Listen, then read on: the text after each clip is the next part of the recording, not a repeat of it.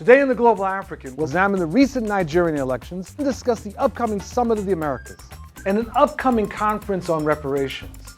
That's today on the Global African. Of course, I'm your host, Bill Fletcher. Thanks for joining us, and don't go anywhere. Every 3 to 4 years, a gathering of heads of states from the North America, South America, Central America, and the Caribbean have met to discuss issues such as democracy, trade, and investment. That gathering, known as the Summit of the Americas, is set to take place this year over a 2-day period starting April 10th in Panama City, Panama. Sure to be on the agenda this time around is the U.S. decision to sanction Venezuela, a move that proved to be wildly unpopular among member nations. For the first time, Cuba, a nation that had been kept out of the summit due to pressure from the United States, will be an active participant after member nations threatened to boycott. We're going to have a discussion with James Early, a board member of the Institute for Policy Studies in Washington, D.C., focusing on the issue of the Summit of the Americas. Thanks for joining us. Thank you. So I was struck, James, that there seems to be a connection between the fact of this summit and the change in the U.S. relationship with Cuba. It would seem that way from the vantage point of the elite in the U.S., the media and all. But the reality is Cuba is but a distinct element in an integrated whole. And what I mean by that is Cuba is fully incorporated into Latin American and Caribbean nations through the new Community of Latin American and Caribbean Nations, through the Union of South American Nations, through the Bolivarian alternative countries. It's the U.S. that is being reintegrated into the hemispheric protocol. So Cuba is distinctive in one way, but only in relationship to whether or not Latin America and the Caribbean can fully test out its now new sovereignty. Heretofore, the United States has dominated these events, but really the dynamic now is coming from Latin America. With Cuba coming in or entering, will that change the discussion? Will that change the agenda, literally and figuratively? Yes and no.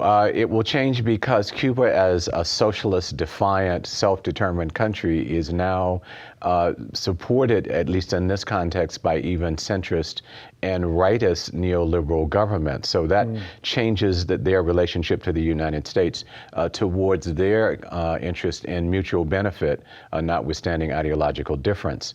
With regard to those countries themselves, the question is how much can they test out their sovereignty vis-a-vis U.S. hegemony? The U.S. has made it clear that it's come with a divisionist role in this American summit. What do you mean? Because of its attack on Venezuela. And so what that has produced is a strengthened unity of all of these voices, seeing the United States as the outcast. I mean, you've got about 5 million signatures inside Venezuela. You've got all of these organizations in their trade relations and whatnot standing against this threat by the United States government. You got the non-aligned nation standing against it. The gathering at the UN in support of Venezuela just recently had Russia and the non-alignment movement standing with Latin America and the Caribbean. So the State Department and the Obama administration has made a determination that it is going to be an outcast. And that is only going to impel more the positive dynamic of integration among these countries. So Cuba will play a role, but will not be the principal portal through which people look at this issue. Let me ask you about this Venezuela thing, because I found it odd that on the one hand, in the context of this summit, the U.S. opens up relations with Cuba, historic change. And then a nanosecond later, they're attacking Venezuela, alienating the same people who were just as upset about Cuba having been excluded, who welcomed Cuba and U.S. Developing relations. And then all of a sudden, here goes the United States again, whacking the Venezuelans. Yes. It is crazy, confusing, and I would suggest some of the following scenarios might be into play. One, there is a divide between, within the State Department, of the more liberal people and the more hardline people. I think that is still evident around Cuba. Now, why Barack Obama would actually sign it? Is it out of ignorance? Is he a very conscious element in play? Is a little unclear. Perhaps he signed it because Venezuela, being the largest oil reserve, supporting PetroCaribe, the crisis that the fall in oil has put in the Venezuelan economy, maybe this is seen as an opportunity to be the nail in the coffin for regime change. And that is what they would, because they're also courting Brazil at the same time. Dilma Rousseff, the Social Democratic president of Brazil, will be coming to the U.S. soon, ostensibly in a rapprochement after the debacle around spying on her. Right. But Brazil is a real pragmatic centerpiece of Latin America, although you have ideologically Venezuela, Bolivia, and Cuba, and Nicaragua, and Ecuador driving the transformation process. Brazil is really the big economy. So it's a little unclear. But the bottom line is, yes, the United States is alienated once again after just having turned the leaf on Cuba. But it raises the question of military might of the U.S. The U.S. has 12 air and naval bases in Panama. It is militarized in the heart of Latin America through Colombia. It has troops in Paraguay, in Peru, in Honduras. And so the U.S. has lost in many ways for the moment the political and economic battle of who will drive the dynamics in Latin America and the Caribbean. Let me ask you one more question.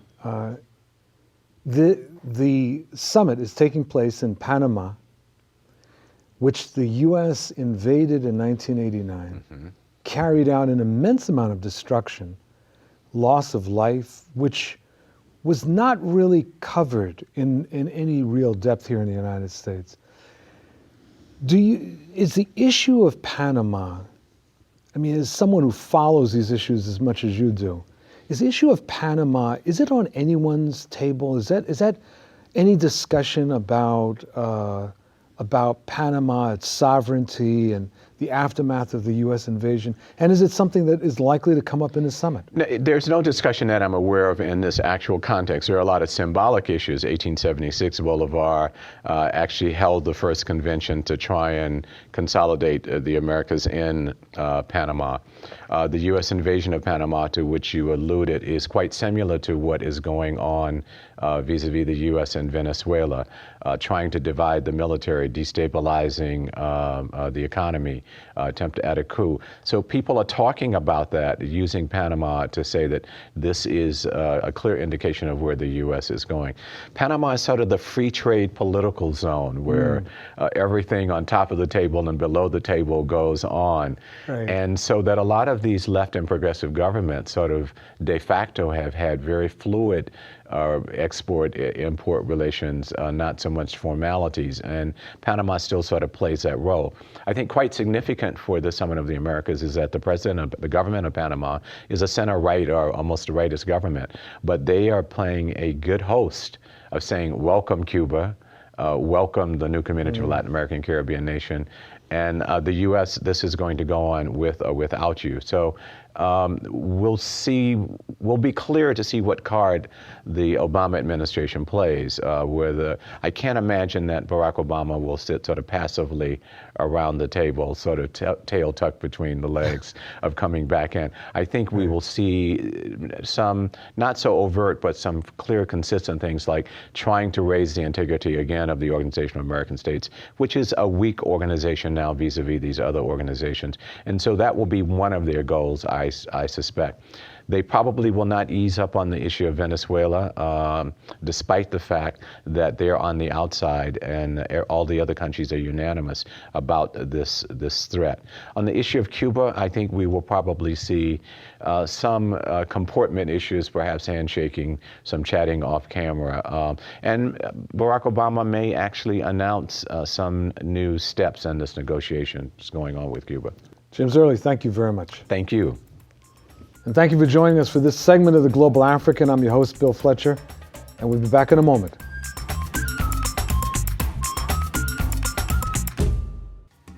Muhammadu Buhari will be the next president of Nigeria, having defeated incumbent Goodluck Jonathan by 2.5 million votes in the general election at the end of March.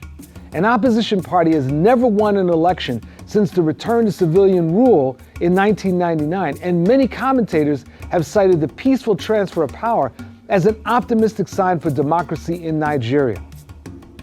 The sound victory for the 72-year-old Buhari comes after a controversial 6-week election delay enacted by President Jonathan on the pretense of neutralizing insurgent group Boko Haram. Jonathan's administration has been widely criticized as ineffective at combating the nearly 6-year-long insurgency in the northeast of the country. Buhari's supporters seem convinced that his military experience and reputation as a fiercely disciplined leader will turn the tide in the fight against Boko Haram. Others are concerned about Buhari's past as a military dictator who came to power in a coup d'etat in 1983, ruling the country for almost 2 years. His human rights record was described by The Economist as appalling and included harsh suppression of free speech and detainment of political opponents.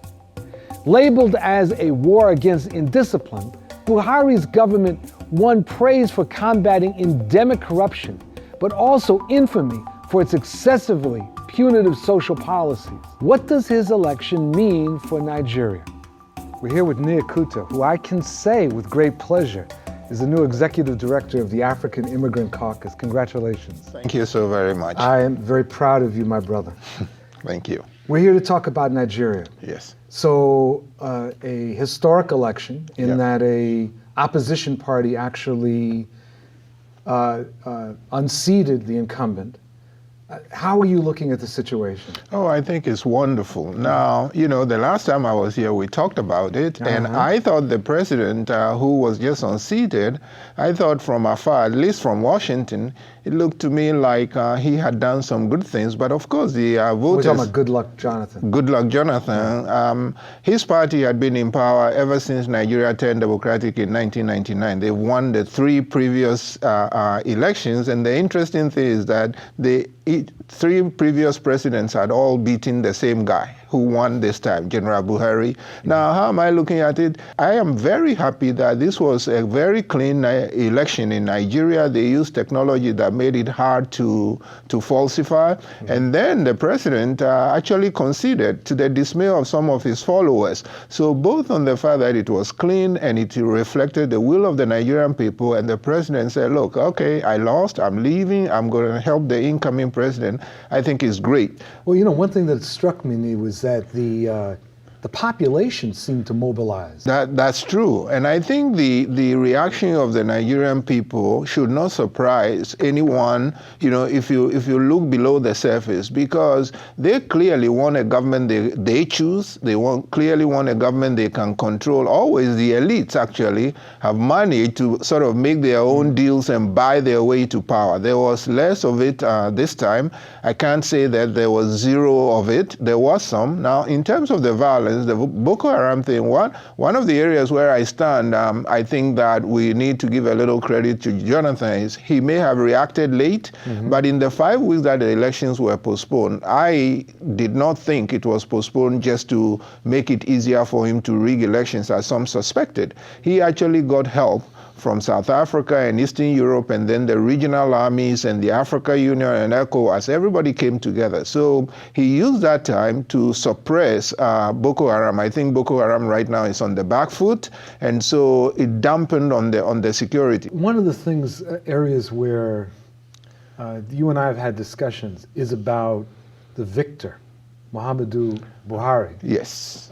Not exactly a champion of human rights in the past. I mean, do you want to just say a little bit about him, but also absolutely. What are you expecting now? I think those are 2 great questions. You know, no, he's not conventional at all, and his record when he was in power, and he was in power for 20 months. In 1983, he overthrew an democratically elected government. The president was Shehu Shagari, who was actually a Muslim from the north as well. And this guy, General Buhari, then a major general, overthrew him and governed for 20 months before he was overthrown. And yes, he came in with this slogan of war against indiscipline, in which people were abused. I mean, ordinary civil servants were made to do calisthenics, and they were pushed around. And he also went after corruption. One of the most famous things was he had a minister who was suspected of corruption, who had then gone to Great Britain. He palled with Israeli intelligence, and they grabbed this guy and injected him and put him in a crate, and were about to ship him out of UK as a crate until the British found out about it and stopped it. So you are so right. His record is not that of a champion of human rights. But here is what he says. Those were different times. I was a military dictator. All military dictators, don't expect that from them. And the term that the Western media has applied to him that I actually like is a born-again Democrat. He says he's a born-again Democrat. What do I expect of him? Now, again, he ran 3 times. He lost to Obasanjo, he lost to Yar'Adua, and 4 years ago, he lost to Jonathan.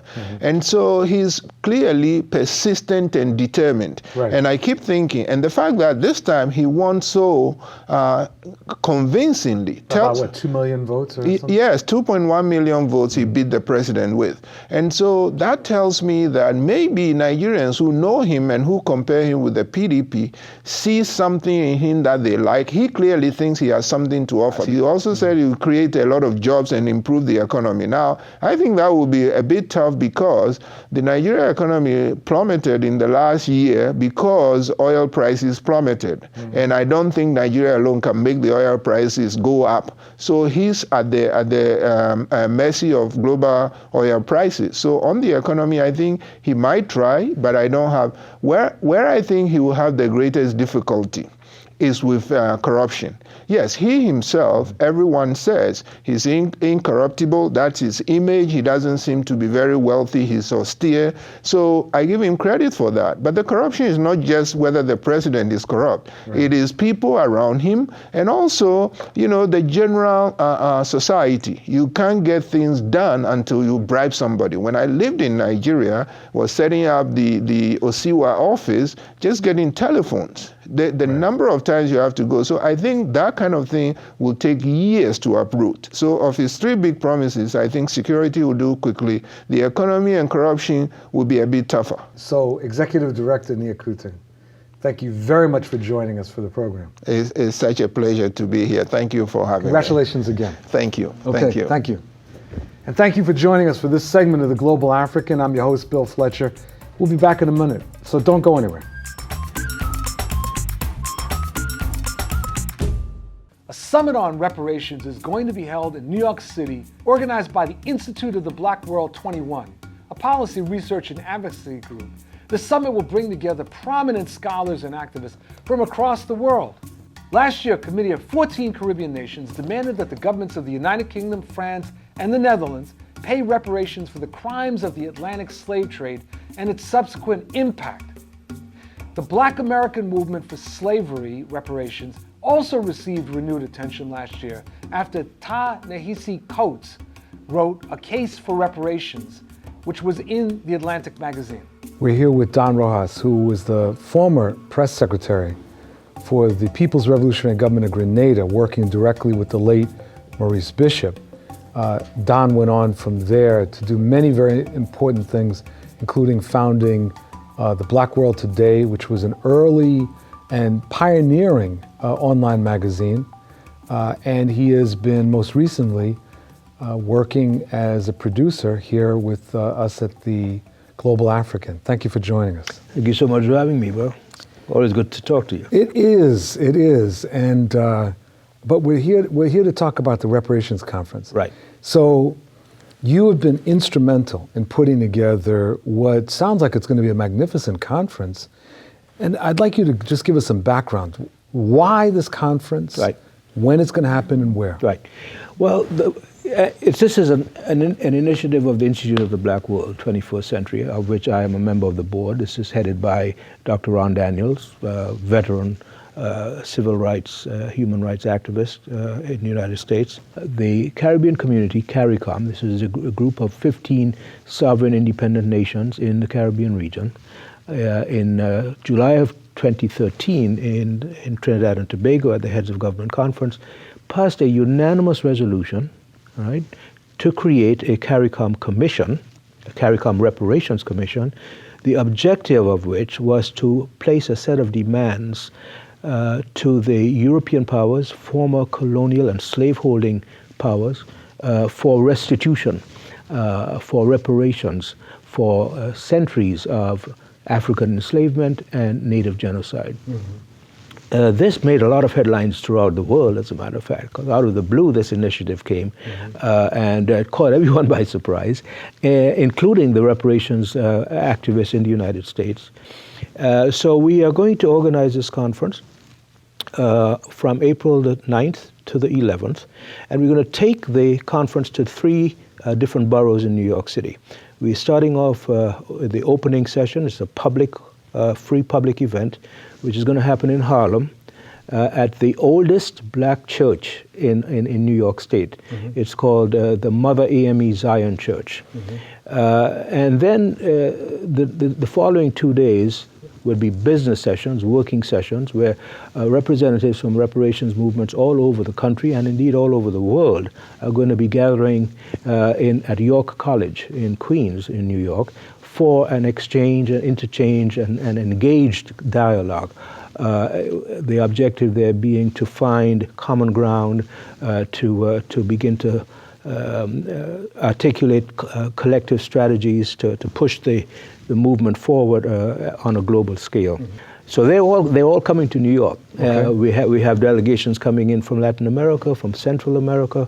Let's keep this discussion about strategy. I really want to. Right. I want to try to figure out what this is going to look like. So what it is emerging is in terms of a strategy, in terms of an approach, in terms of a program, a concrete program of action, is what the CARICOM nations have put forward, a 10-point plan that includes, a formal,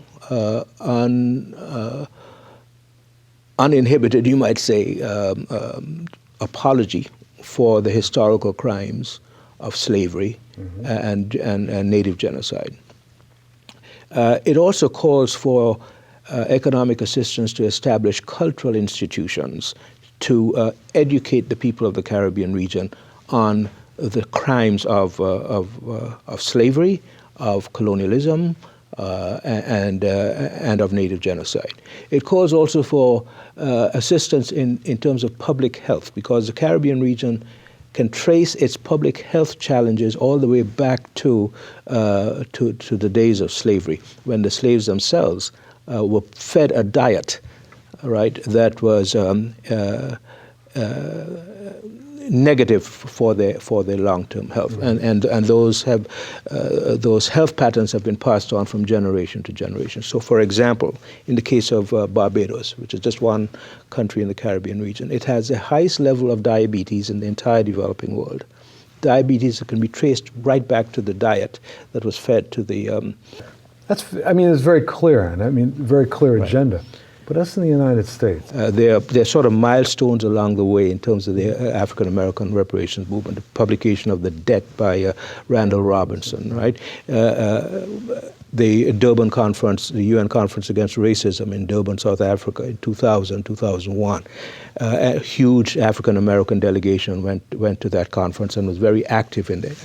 Met a lot of their colleagues from the Caribbean who were also there. Coming out of that conference, the UN declared slavery, chattel slavery, and the Atlantic slave trade as crimes against humanity, right? So there was a lot of momentum in the early part of this century, and then things petered out in the first decade. They're now starting to be revived, inspired in great part by what the CARICOM nations have done. Look forward to getting a full report when the conference is successfully concluded. Thank you very much, Don. Thank you so much for having me. And good luck. Appreciate it. Thank you. And thanks for joining us for this episode of The Global African. I'm your host, Bill Fletcher, and we'll see you next time.